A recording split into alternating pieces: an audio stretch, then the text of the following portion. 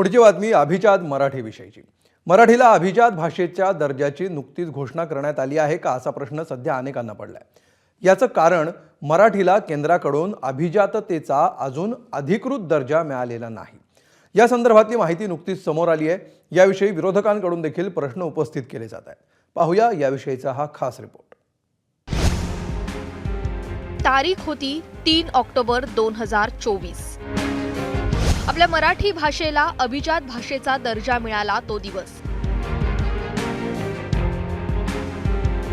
केंद्र सरकारनं मराठी भाषेला अभिजात भाषेचा दर्जा मिळाल्याची घोषणा केली खरी, पण 3 महिने लोटले तरी अजून या संदर्भातलं अधिकृत पत्र किंवा शासन निर्णय सुद्धा निघालेला नाहीये। 12 कोटी मराठी जनता आहे, ही 12 कोटी लोकांची भाषा आहे, ही सरकारची फक्त नाही आहे। सरकारची राजभाषा जी आहे त्याच्या पलीकडे पण मराठी आहे ना।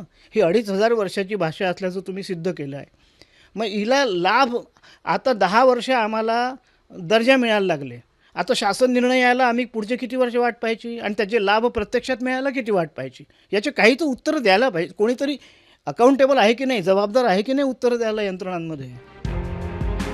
डॉक्टर श्रीपाद जोशींनी केंद्राला 3 पत्र पाठवली आहेत, पण सरकारकडून कोणताही प्रतिसाद मिळाला नसल्याचं डॉक्टर जोशींचं म्हणणं आहे। त्यावरून ठाकरेंच्या शिवसेनेचे खासदार संजय राऊतांनीही प्रश्न उपस्थित केलाय। अभिजात भाषेचा दर्जा हा चुनावी जुमला होता का, अशी विचारणा राऊतांनी केली आहे। विधानसभा निवडणुकीच्या आधी आम्ही कसे मराठी भाषेचे तारक आहोत, संरक्षक आहोत, प्रेमी आहोत म्हणून ढोल पिटले, पण प्रत्यक्षात अजूनही त्या संदर्भातला सरकारी आदेश निघाला नाही, निघू शकला नाही। अजून काही भाषांना हा दर्जा दिला होता, त्यातल्या काही भाषांच्या संदर्भात जी.आर. निघालाय। अभिजात मराठीच्या या सगळ्या चर्चांवर थेट मुख्यमंत्र्यांनीच उत्तर दिलंय। हो, मराठी भाषेला अभिजात दर्जा देण्यात आला, मात्र त्या संदर्भात जी.आर. निघाला नसल्यामुळे साहित्यिकांनी देखील प्रश्न उपस्थित केले। मला असं वाटतं की अनेक वेळा अनेक लोक या संदर्भातली योग्य माहिती न घेता त्याच्यावर बोलत असतात। सगळ्या प्रकारच्या प्रक्रिया असतात, त्या प्रक्रिया आपण पूर्ण केलेल्या आहेत आणि अभिजात भाषेचा दर्जा हा केंद्र सरकारने आपल्याला दिला आहे।